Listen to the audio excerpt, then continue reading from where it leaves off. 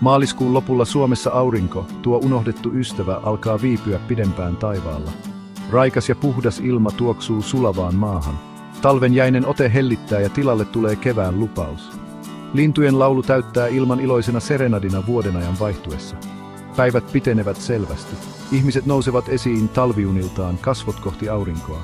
Askeleissa on keveyttä, uutta energiaa kuukausien pimeyden jälkeen. Toivo puhkeaa kukkaan, hauras mutta sitkeä, kuten ensimmäiset lumikellot työntymässä esiin jäätyneestä maasta.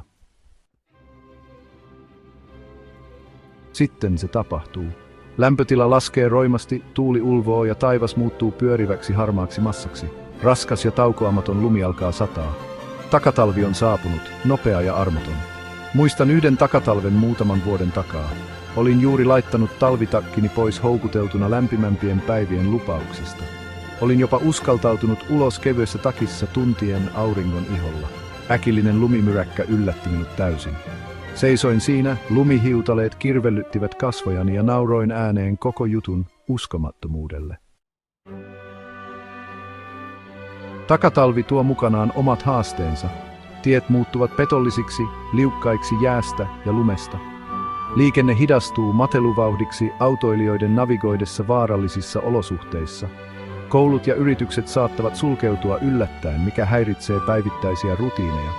Mutta ei kyse ole pelkästään käytännön asioista. Takatalvella on myös emotionaalinen vaikutus. Äkillinen siirtyminen kevään optimismista talven karuun todellisuuteen voi olla järkyttävä.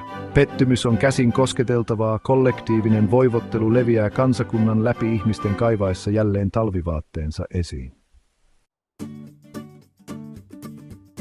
Silti takatalvessa on outoa kauneutta. Valkoiseen huntuun verhoutunut maailma saa eteerisen hiljaisuuden. Ilma tuntuu puhtaammalta, raikkaammalta. Maisema, joka oli juuri täynnä kevään ensimmäisiä merkkejä, muuttuu upeaksi yksiväriseksi taideteokseksi.